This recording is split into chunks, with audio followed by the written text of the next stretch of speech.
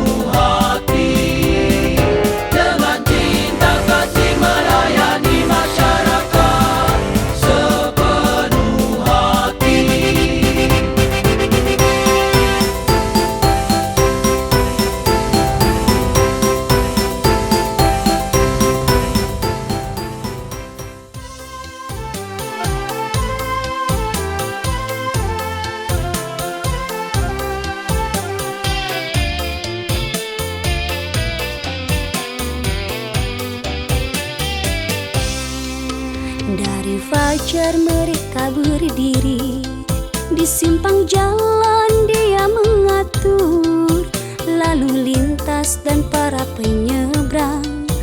Itu tugas yang dia emban. Di atas teriknya mentari, dia berdiri tegar sekali. Meskipun maut mengintai diri, dia tersenyum percaya diri. Oh lantas, kau pengabdi yang tanpa keluh. Beli dan debu erat bersatu menyelimuti tubuhmu kawan. Oh lantas, kau pengabdi yang tanpa keluh. Beli dan debu erat bersatu menyelimuti tubuhmu kawan. Dari fajar mereka berdiri, di simpang jalan dia mengatur lalu lintas dan para penyeberang. Itu tugas yang dia emban.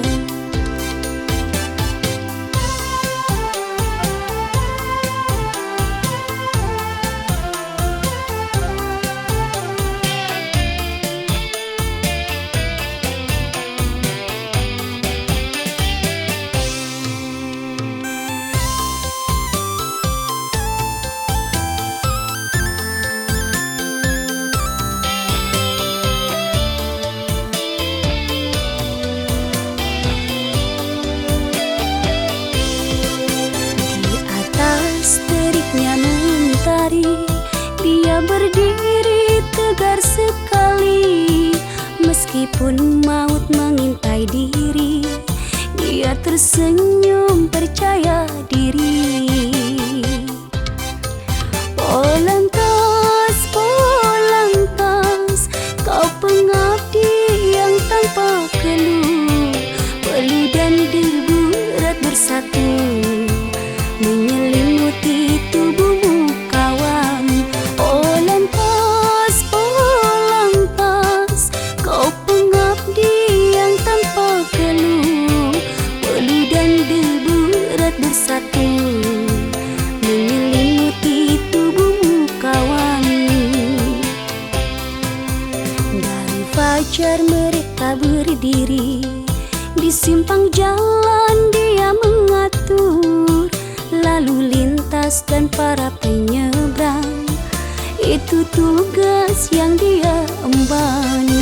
Di atas teriknya mentari, dia berdiri tegar sekali. Meskipun maut mengintai diri, dia tersenyum percaya diri. Meskipun maut mengintai diri, dia tersenyum percaya diri. Meskipun maut mengintai diri, dia tersenyum percaya diri. MC Cakra 1.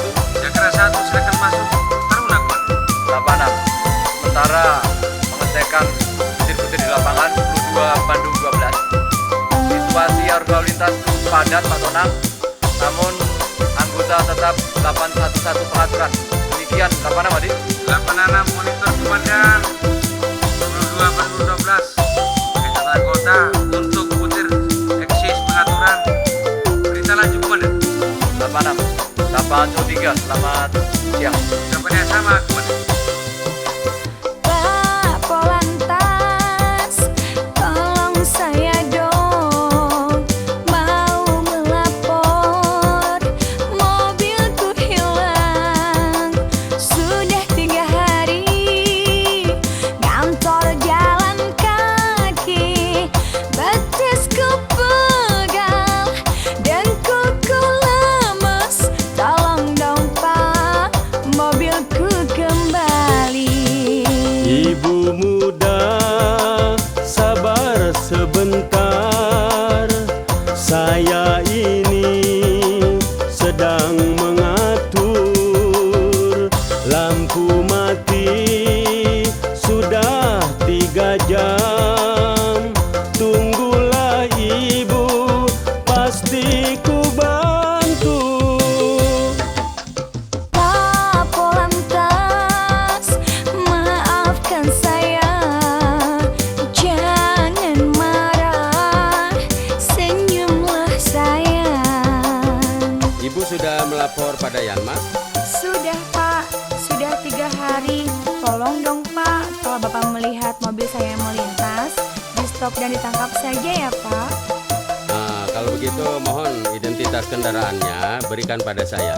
Nanti saya sebarluaskan kepada butir saya yang di lapangan. Terima kasih ya Pak, selamat bertugas. Sama-sama. Tolong catat warna dan jenisnya, B19 JP nomor polisinya.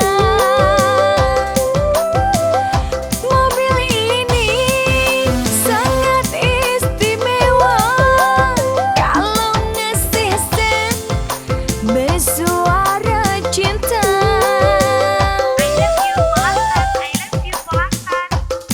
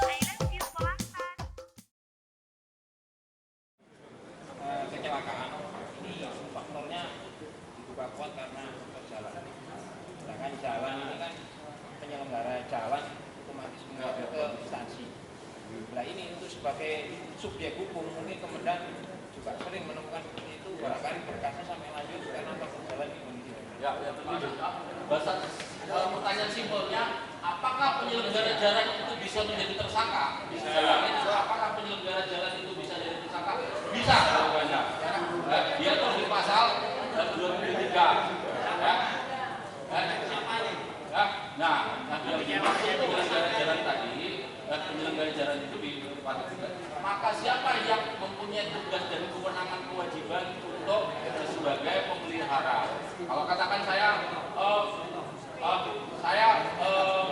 kasih bina marga, ya, kasubsi bina marga. Nah, tugas pokok saya adalah merawat jalan, memperbaiki jalan. Ada anggaran-anggaran, bahkan ada mat kontrolnya, toh. Mungkin di bawah saya kan ada mat kontrol untuk wilayah dan sebagainya. Tugasnya adalah merawat agar kondisi itu jalan sehingga selamat. Ya. Nah, bahkan kalau dilihat Undang-Undang Pelayanan Publik nomor 25 itu bahwa birokrasi, ya, birokrasi atau penyelenggara negara itu bisa menjadi tersangka. Jadi bukan hal yang tabu, ya, bukan yang tabu. Bahkan, kalau gitu saya sebagai penyelenggara jalan bisa dipidana, bisa.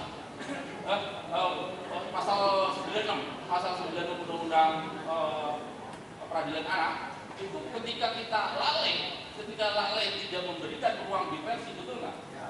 Ketika kita lalai tidak memberikan ruang diversi, dipidana 2 tahun. Nah, sama pun juga penyelenggara jalan misalnya, dan seterusnya. Nah, ini tapi juga pernah menjadi perdebatan kasus Tangerang Selatan itu Tangerang Selatan, Tangerang sana Kabupaten Cikupa itu kan banyak yang rusak itu. Nah, kita diundang sekarang bahwa kita jadi perdebatan. Ya, ini bisa terjadi. Nah, kasusnya ada Tangerang, Bekasi kota itu. Nah, Bekasi kota itu sampai di hanya permasalahannya ketika kita di Bekasi itu kita SP3, nah, kemudian dia gugat perdatanya karena SP3 dan tidak dikabulkan, kemudian gugatan class action ke PT Jawa Barat dikabulkan, tetapi dikabulkan class actionnya, ya, gitu. Nah, class actionnya bukan perdatanya, itu adalah class actionnya. Ya, nah, tapi kalau memang teman-teman bisa mencoba ada gugatan perdatanya bisa saja. Tapi bukan hal yang tidak boleh dan bisa boleh mungkin. Nah, tetapi di Undang-Undang Peradilan Anak itu juga ada perdebatan, teman-teman. Ada perdebatan artinya gini. Di 101 hakim itu adalah uji MK, ya. Uji MK ternyata adalah tidak berlaku untuk hakim. Tapi untuk penyidik dan JPU itu adalah berlaku. Ya, gitu. Ya, saya kira cukup. Lantas ada laporan polisi sampai kita selesai mengolah TKP itu masuk dalam tahap penyelidikan. Itu step 1 biar kita gampang. Selanjutnya kita masuk ke tahap berikutnya. Kita kirim SPDP. Kalau nanti ditanya sama asesor, jangan sekali-kali rekan-rekan menjawab, oh kita periksa dulu Pak, baru kirim SPDP. Kalau nanti mereka damai Pak, bagaimana? Jadi yang ditanya nanti asesor, bagaimana aturan yang seharusnya, itu yang kita jawab. Karena apa? Kita bicara di sini adalah yang formalnya, yang aslinya. Walaupun pada kenyataannya itu di lapangan tidak terjadi atau banyak kita melakukan hal-hal yang secara teori berbeda, secara praktek pun berbeda. Setelah kita kirim SPDP, apa yang kita lakukan?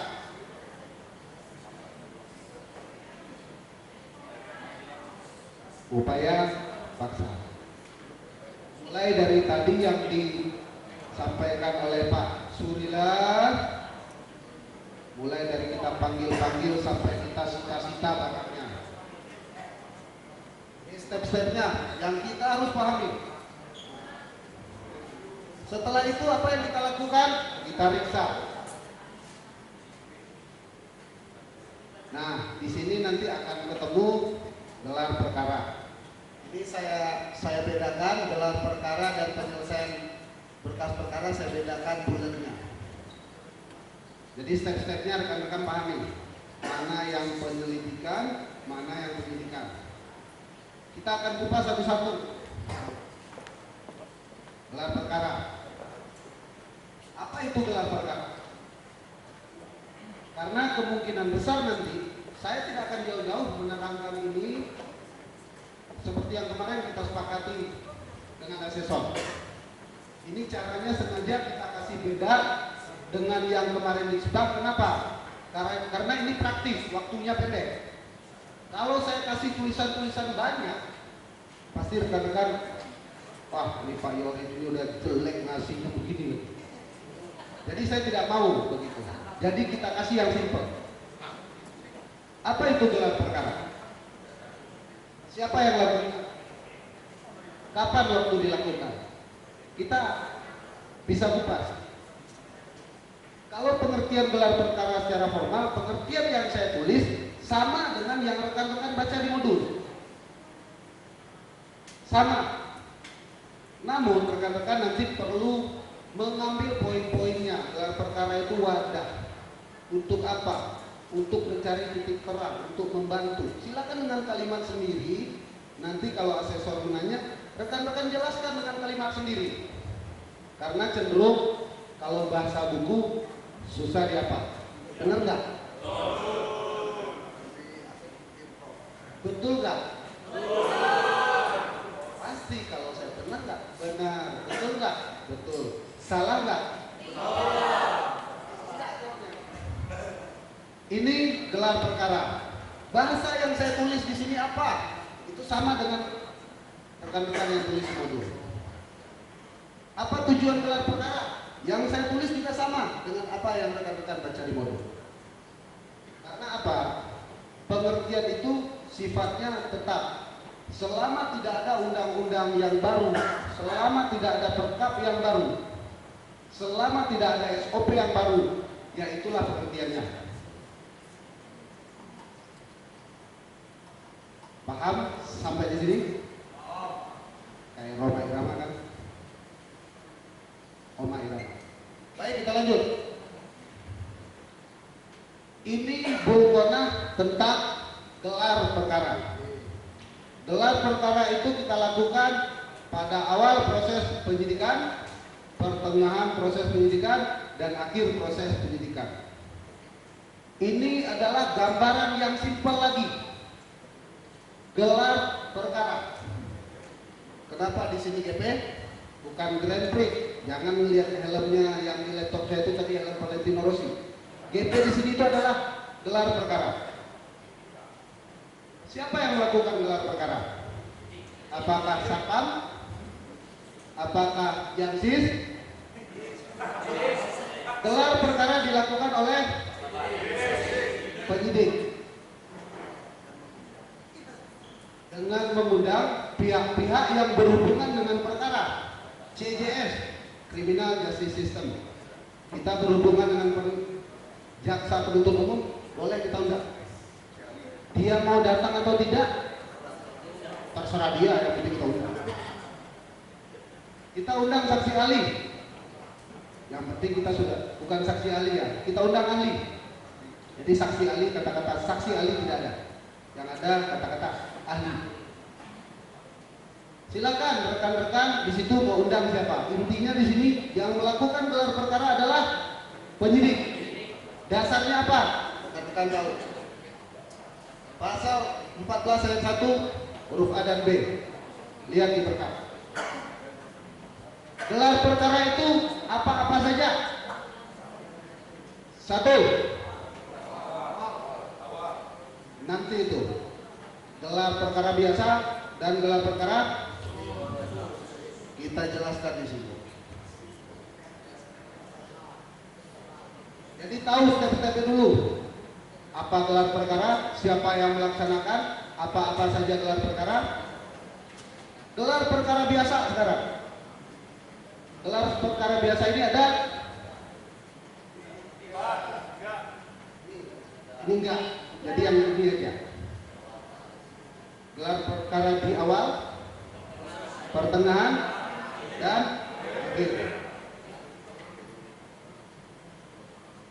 Sekarang kita masuk ke gelar perkara khusus. Oh belum, gelar perkara akhir ini dasarnya apa? Pasal 58 ayat 1. Silakan baca, saya tidak akan jelaskan lagi itu apa, karena itu bahasa buku, rekan-rekan pembelajaran orang dewasa pasti rekan-rekan paham. Gelar perkara khusus. Kapan dilakukan gelar perkara khusus? Ya, untuk menghentikan penyidikan. Karena nanti akan ada di akhir nanti kenapa penyidikan kita hentikan. Yang kedua, kasus itu menonjol setiap hari di media massa aja, mendesak. Mendesak kenapa? Misalkan seorang tersangka laka lantas, kita lakukan gelar perkara, dia mau kabur ke luar negeri, kita harus lakukan gelar perkara untuk menentukan statusnya. Jadi kita mau tidak mau harus melaksanakan gelar perkara khusus. Dasarnya apa? Pasal 57. Silakan baca. Rentetannya di situ ada 57, 58. Sekian banyak. Gelar perkara khusus kita lakukan untuk kasus-kasus yang sulit. Misalkan luka-luka ringan, apa perlu gelar perkara khusus? Tentu tidak. Jadi kita sesuaikan. Jadi rekan-rekan nanti step-step seperti ini ketika nanti ditanya oleh asesor, karena kemarin itu asesor itu lebih banyak berkutatnya di gelar perkara. Walaupun di KUK itu adanya cuma gelar perkara tahap akhir. Makanya saya jelaskan, saya tambahkan dulu step-stepnya seperti ini. Gelar perkara. Nah, di sini setelah ini sama juga dengan bahasa buku. Rekan-rekan pahami tujuannya apa?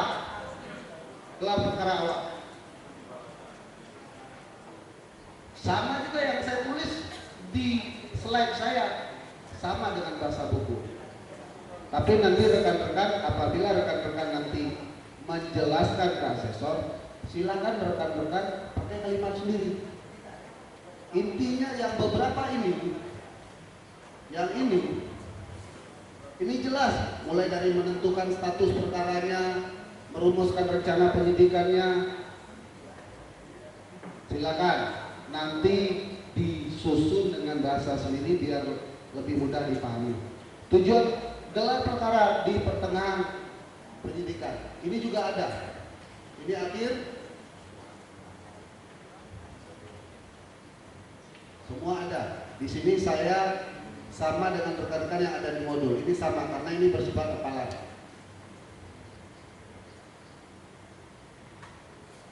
Jadi saya tidak perlu jelaskan. Silakan rekan-rekan menjusui. Tapi step-stepnya tadi seperti apa pada dasarnya itu yang rekan-rekan wajib pahami.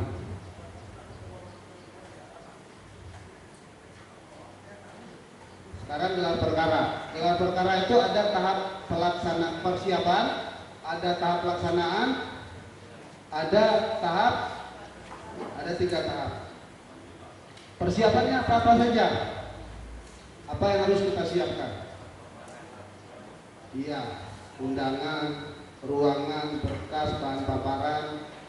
Itu sudah 100 nilainya kalau di mata asesor. Kalau bahasa bukunya kira-kira seperti ini. Bahasa bukunya. Tapi rekan-rekan jawab seperti yang rekan-rekan jawab tadi. Itu checklistnya udah itu. Udah kompeten. Jadi tahu apa yang harus kita siapkan ketika kita tahap gelar. Bahan, tata urut kejadian, apalagi silakan rekan-rekan bebas berpendapat. Kita lihat lagi bahasa bukunya. Bahasa bukunya kira-kira seperti ini. Tapi apakah rekan-rekan nanti akan membaca seperti ini di depan asesor? Monggo pilihan tergantung rekan-rekan lagi. Karena di kisi-kisi ada kan, apa itu tujuan gelar perkara? Padahal di KUK cuma gelar perkara tahap akhir. Makanya saya tambahkan rekan-rekan. Setelah pelaksanaan ada kelanjutan hasil gelar. Seperti ini kira-kira bahasa bukunya. Nanti di tahap pelaksanaan itu ada laporan hasil gelar perkara. Nanti ada contohnya. Ini step-stepnya bahasa bukunya. Ketika tahap pelaksanaan ini, begitu selesai pelaksanaan, penyidik sudah memaparkan ke peserta gelar, nanti akan meminta saran dan masukan dari masing-masing yang hadir di gelar perkara. Nanti notulen itu akan membuat laporan hasil gelar. Apa laporan hasil gelar itu? Itu bisa jadi kalau itu di awal tahap penyidikan, apakah kasus ini bisa kita lanjut ke tahap sidik atau dihentikan. Kalau dihentikan apa alasannya? Nanti ada, saya bahas di slide yang bagian terakhir. Jadi dari sini kita tahu apa step-stepnya. Kita SP3, apa hukumnya kita melakukan gelar? Ada yang tahu? Apabila kita meng-SP3 suatu kasus, hukumnya melakukan gelar perkara itu adalah wajib. Kita harus tahu itu. Jangan perintah pimpinan, yaudah SP3. Ada, nanti di bawah ada nanti 103. Ada. Kita lanjutkan rekan-rekan ya. Sekarang kita lanjut ke KUK yang kedua, resume.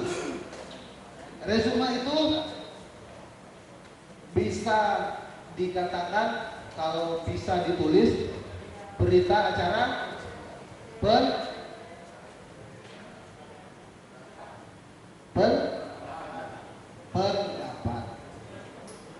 atau resume. Apa itu resume? Resume itu rangkuman semua yang ada di bahan yang tadi rekan-rekan mulai dari awal tahap persiapan rem, sidik, upaya paksa, mulai dari yang namanya dasarnya sampai nanti kesimpulan penyidik di resume itu ada. Apa isi resume itu sekurang-kurangnya?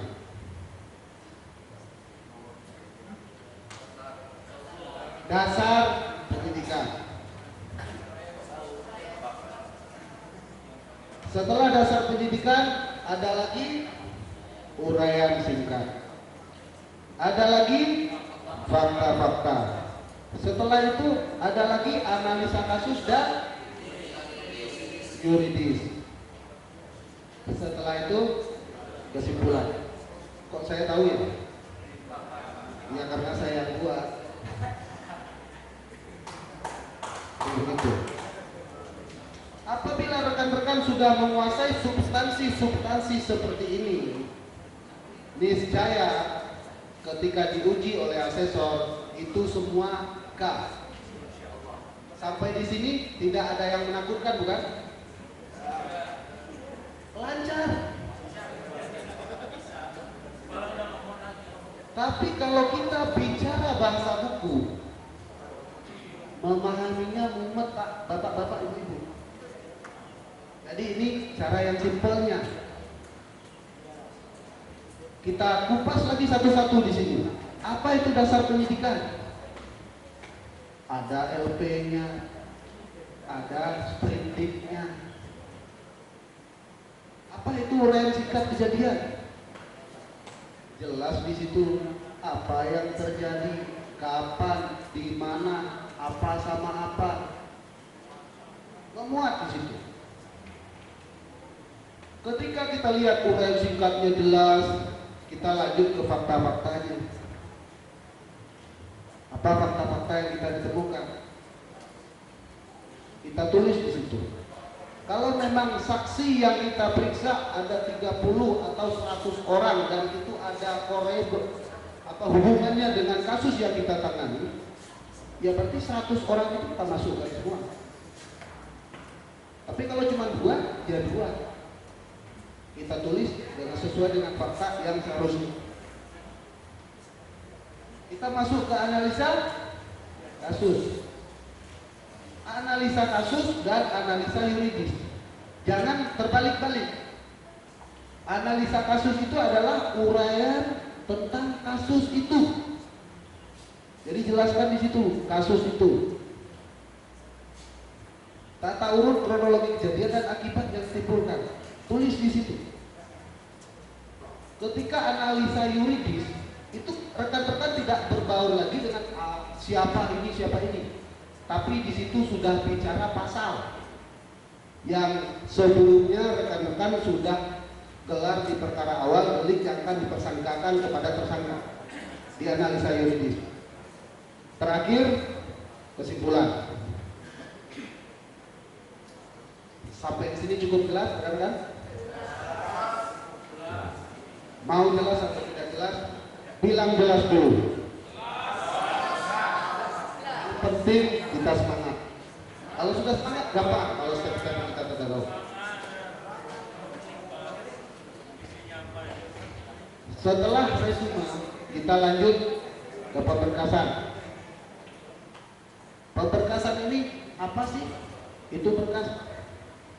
Kita lihat berkas setumpuk kertas. Apa yang kita lakukan terhadap berkas itu? Disusun. Sebelum disusun, apakah perlu kita teliti? Berarti kita